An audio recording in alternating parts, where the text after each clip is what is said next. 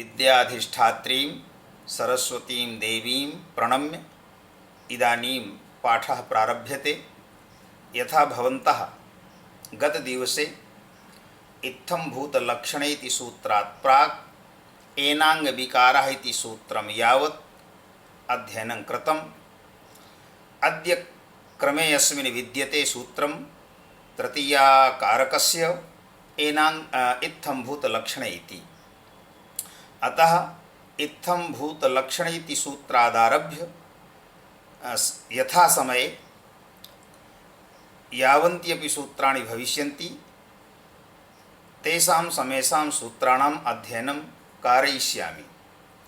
तत्र इत्थंभूतलक्षणे इत्यनेन सूत्रेणापि तृतीया विधीयते, किन्तु कुत्र तृतीया विधीयते अनेन सूत्रेण इति यावत् सूत्रार्थस्य निष्पत्तिर्न भविष्यति तावत् ज्ञानं न भविष्यति। सूत्रार्थ निष्पत्ति क्रमे सूत्रघटकपदानां यदा निर्वचनं क्रियते तदा सूत्रार्थस्य सम्यक् ज्ञानं भविष्यति। अस्मिन् सूत्रे इत्थंभूतः इति समस्तम् एकं पदं, लक्षणे इति द्वितीयं पदं। लक्षणशब्दात् लक्षणे इति पदं सप्तम्येकवचनस्य वर्तते। तत्र प्रत्येकस्मिन् पदे कः प्रत्ययः, का च प्रकृतिः, कथं च सूत्रे समागतानां पदानां साधुत्वं भवति इति विवेचयामि। तत्र अनेन प्रकारेण इत्थम् इत्यस्मिन् विग्रहे इदं शब्दात् इदमस्थमुः इत्यनेन सूत्रेण थमु प्रत्यये कृते सति इत्थं शब्दः निष्पद्यते। एवमेव प्राप्त्यर्थक भूधातोः अकता प्रत्यये कृते सति भूत शब्दः निष्पद्यते। इत्थं तम भूतः इत्थं भूतः। दर्शनार्थक लक्ष्य धातोः लक्ष्यते ज्ञायते अनेनिति विग्रहे करण अर्थे लुट् प्रत्यये कृते सति करणाधिकरणयोश्चेत्यनेन सूत्रेण करण अर्थे ल्युट् प्रत्यये कृते सति लक्षणमिति शब्दः निष्पद्यते। इत्थं भूतस्य लक्षणम् इत्थं भूतलक्षणं तस्मिन् इत्थं भूतलक्षणे। इत्थं भूतस्य लक्षणम् इत्यत्र इत्थं भूतपदे या षष्ठी सा कर्तृकर्मणोः कृति इत्यनेन सूत्रेण कर्मणि षष्ठी भवति। अतः इत्थं भूतशब्दः कर्म षष्ठ्यन्तमिति वक्तुं शक्यते। अनन्तरं किं तात्पर्यमागतम् इत्युच्यते इत्थं भूतस्य लक्षणमिति। तो अनेन प्रकारेण इत्थं भूतः प्राप्तः, अर्थात अयं प्रकार विशेषयोः प्राप्तः यः प्रकार विशेषयोः यः प्राप्तः तत्र लक्षणे ज्ञापके तृतीया विभक्तिः भवति। तत्र प्रकारः कः भवति? कश्च प्रकारः इति जिज्ञासायां सामान्यस्य भेदकः प्रकारः।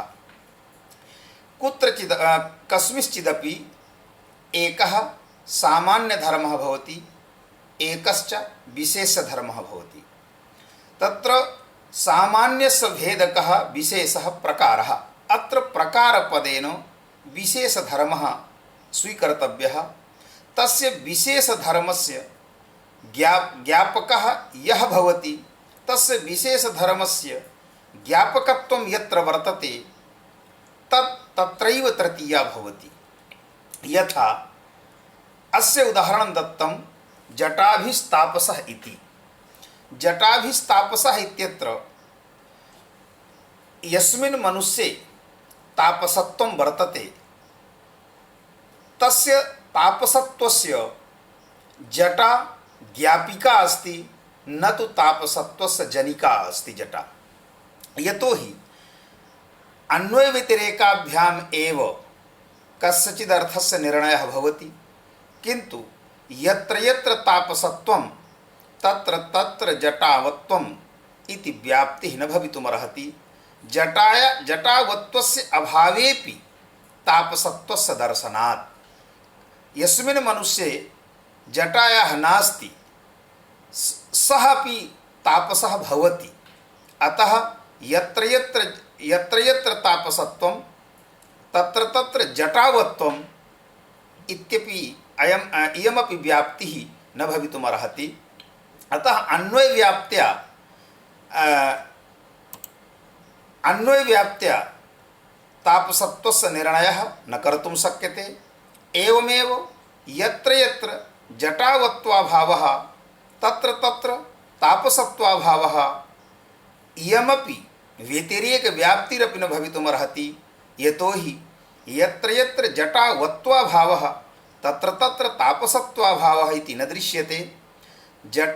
जटायाः अभावेपि तापसत्वस्य दर्शनात्। एवमेव यत्र यत्र तापसत्वाभावः तत्र तत्र जटावत्वस्य अभावः इयमपि व्यतिरेकव्याप्तिः न भवितुमर्हति। एवं रीत्या अन्वयव्यतिरेकेण जटा तापसत्वस्य जनिका न भवति किंतु ज्ञापिका भवति। कथम? यथा मनुष्ये मनुष्यत्वमपि वर्तते तापसत्वमपि वर्तते। तत्र मनुष्यत्वं सर्वेषु मनुष्येषु वर्तते, तापसत्वञ्च कश्चित् विशेष मनुष्ये एव। अतः मनुष्यत्वस्य व्याप्यः धर्मः तापसत्वरूपः। अयमेव सामान्यस्य भेदकः प्रकारः। प्रकारपदेन अत्र विशेष धर्मः एव स्वीकर्तव्यः। यथा मया उक्तं यत् जटाभिस्तापसः इत्यत्र मनुष्ये तापसत्वमपि वर्तते अथ च मनुष्यत्वमपि वर्तते। मनुष्यत्वस्य व्याप्यः धर्मः तापसत्वं, तापसत्वस्य च व्यापकः धर्मः मनुष्यत्वं। तत्र मनुष्यत्वधर्मस्य व्याप्यभूतः यः धर्मः तापसत्वरूपः, तस्य तापसत्वरूपधर्मस्य तस्य तापसत्वस्य ज्ञापिका भवति जटा। अतः जटा लक्षणम् इति। लक्ष्यते ज्ञायते चिह्नम् अनेनिति लक्षणम् अर्थात ज्ञापकम्। तो अत्र ज्ञापकता विशेष धर्मे भवति। अतः विशेष धर्मस्य ज्ञापकः यः कश्चन भविष्यति सः लक्षणपदवाच्यः। तस्मिन् लक्षणपदवाच्ये तृतीया विभक्तिः भवति। अतः जटाभिस्तापसः इत्यत्र जटाशब्दात् तृतीया। एवमेव द्वितीयम् उदाहरणमस्ति शिखया परिव्राजकः। शिखया परिव्राजकः इत्यत्र यः जनः परिव्राजकः अस्ति तस्मिन् जने मनुष्यत्वमपि अस्ति परिव्राजकत्वमपि अस्ति। किन्तु मनुष्यत्वापेक्षया परिव्राजकत्वं व्यापीभूतः धर्मः। मनुष्यत्वापेक्षया परिव्राजकत्वं व्याप्यभूतः धर्मः। अस्य व्याप्यभूतस्य परिव्राजकत्वरूपस्य धर्मस्य ज्ञापकः किं भवति? ज्ञापिका भवति जटा। जटया ज्ञायते यद अयं परिव्राजकः इति। अतः अत्रापि सामान्यधर्मस्य सामान्यस्य मनुष्यत्वरूपस्य धर्मस्य भेदकः अस्ति। भेदकः वर्तते परिव्राजकत्वरूपः विशेषधर्मः। तस्य परिव्राजकत्वरूपविशेषधर्मस्य ज्ञापिका भवति शिखा। अतः शिखाशब्दः लक्षणवाचकं जात। शिखाशब्दस्य लक्षणवाचकत्वेन तत्रापि तृतीया विभक्तिः भवति। एवमेव जटाभिस्तापसः एकमेव उदाहरणं दत्तं। भवतु नाम शिखया परिव्राजकः इदमपि उदाहरणं जातम्। अपरमपि एकम् उदाहरणमस्ति कमंडलुना पाणिहि छात्रम अद्राक्षीत।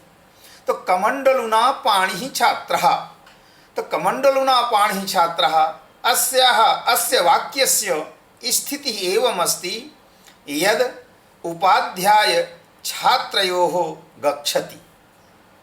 तत्र छात्रहस्ते कमंडलुः अस्ति, उपाध्याय हस्ते कमंडलुः नास्ति।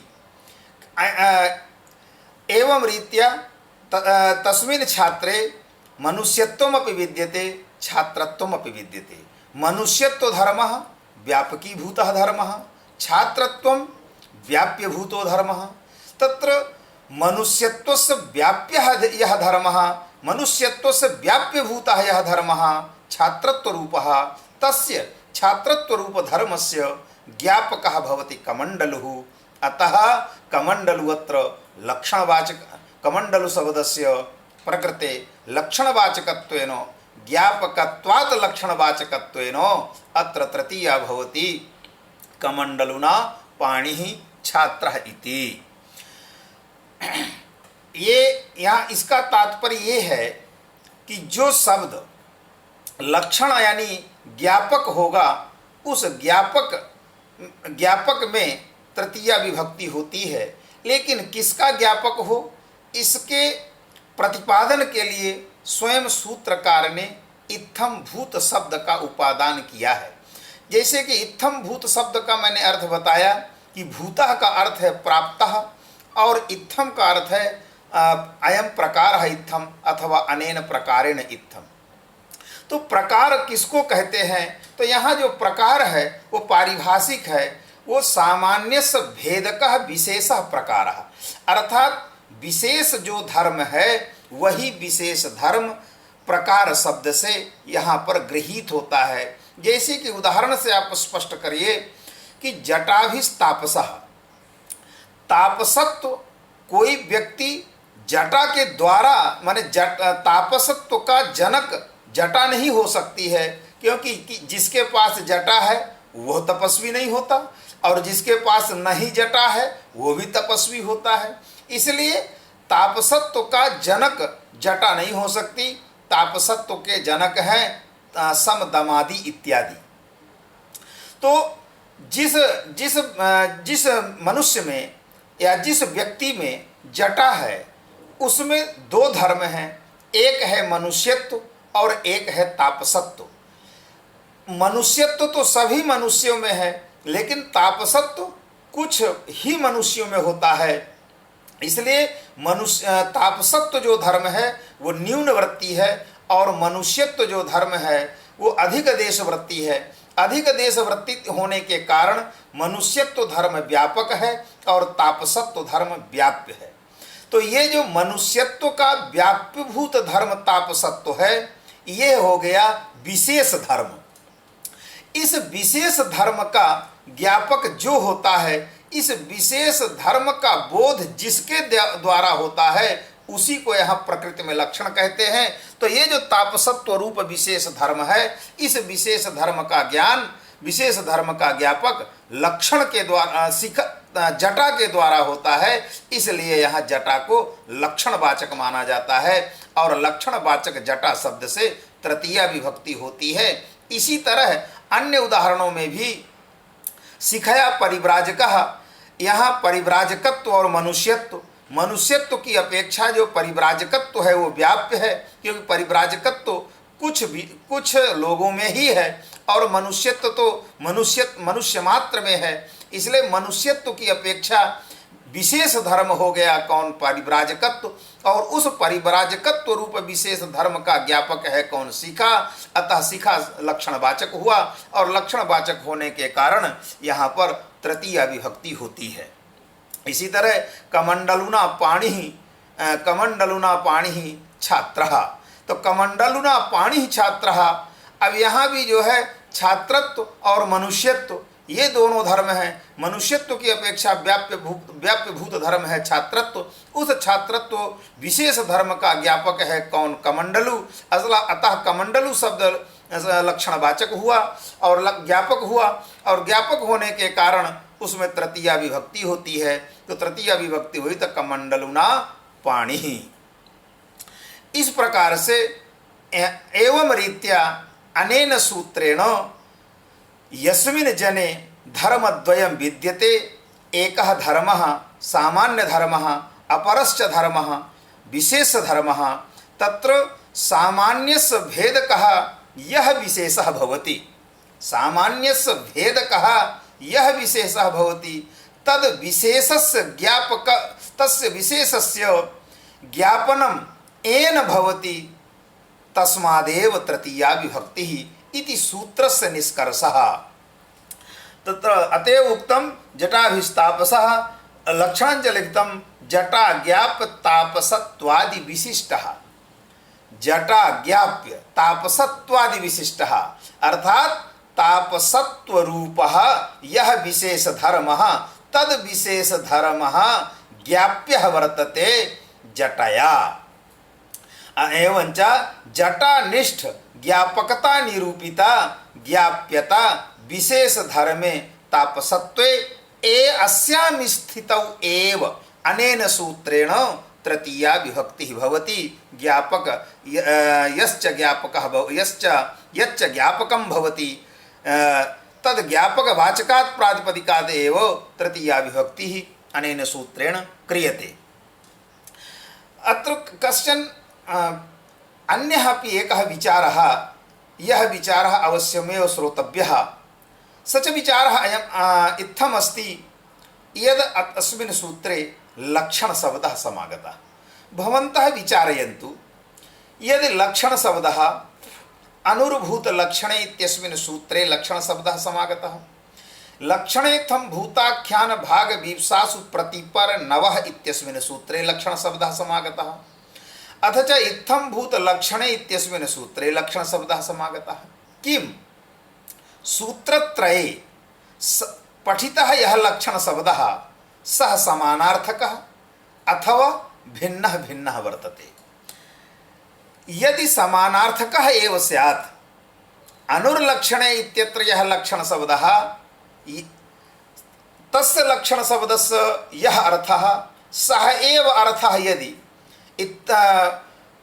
इत्थं भूतलक्षणे अथवा इत्थं भूताख्यान भागवीप्सासु प्रतिपरे नवः इत्यस्मिन् सूत्रे पठितः यः लक्षणशब्दः शब्दत्रयस्य सूत्रत्रये पठितलक्षणशब्दस्य यदि समानार्थकता स्यात्, लक्षणशब्दे यदि समानार्थकत्वं स्यात्, तदा एकेनैव निर्वाहः स्यात्।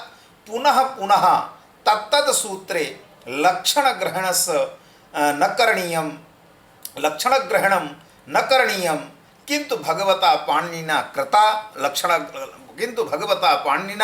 लक्षणग्रहणं कृतं। एतेन ज्ञायते, एतेन प्रतिभाति यदि समानार्थकत्वं नास्ति सूत्रत्रये, तत्र को भेदः इत्यत्र विचारणीयः। अपि च लक्षणशब्दस्य एकम् अन्यदपि लक्षणं कृतं यद् लक्ष्यतावच्छेदकसमनीयतत्वं यद् भवति तदेव लक्षणम्। लक्ष्यतावच्छेदकसमनीयतत्वं लक्षणत्वं कथं? यथा शासनादिमान गौः इत्यत्र लक्ष्यम् अस्ति गौः, लक्ष्या अस्ति गौः, लक्षणं च अस्ति शासनादिमान इति। तत्र लक्ष्यतावच्छेदकः लक्ष्यतावच्छेदकता कुत्र वर्तते? लक्ष्यतावच्छेदकता गोत्वे वर्तते।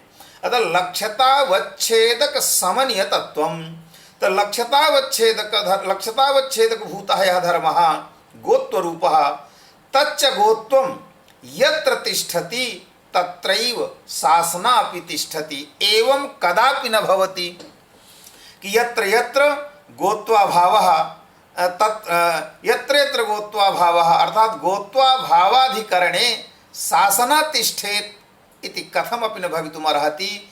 एवमेव शासनादिमत्वाभावे गोत्वं तिष्ठेत् इदमपि न भवितुमर्हति। अतः यत्र यत्र गोत्वं तत्र तत्र शासनादिमत्वं, यत्र यत्र शासनादिमत्वं तत्र तत्र गोत्वम्। अतः गोत्व शासनादिमत्वयोः समनीयतत्वात्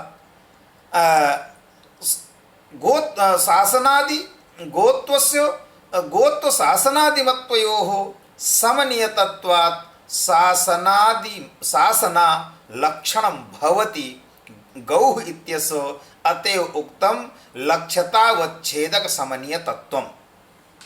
तो लक्ष्यतावच्छेदक समनीय तत्वं यद् भवति तदपि लक्षणं किं पाणिनीय सूत्रेषु यल्लक्षणपद पाणिनीय सूत्रेषु यद् लक्षणपदम् उच्चरितं वर्तते किं तत्र लक्षणपदेन लक्ष्यतावच्छेदक समनीय तत्वं गृह्यते।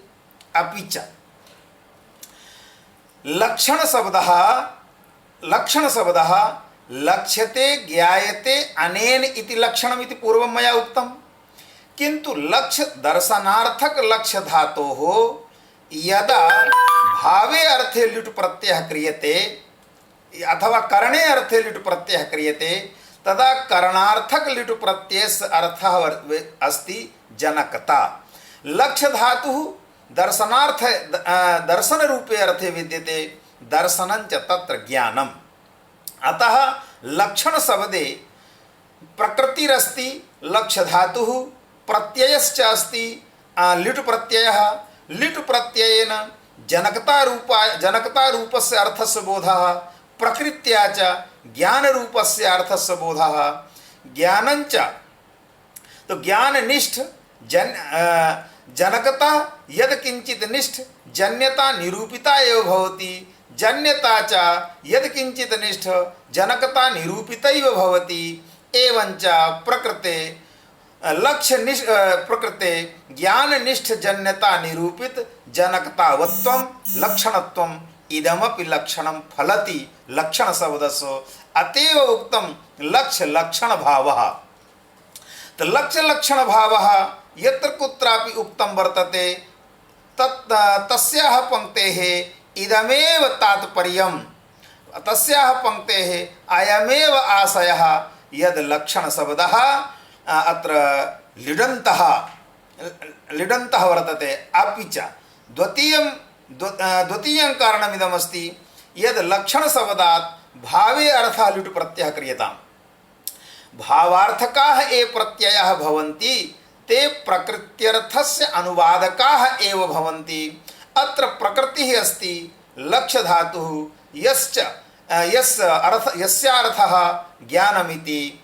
अतः लक्षण शब्दस्य अर्थः जातः ज्ञानम्। या सप्तमी वर्तते लक्षणे इत्यत्र या सप्तमी, सा सप्तमी तस्याः सप्तम्याः जनकता अर्थः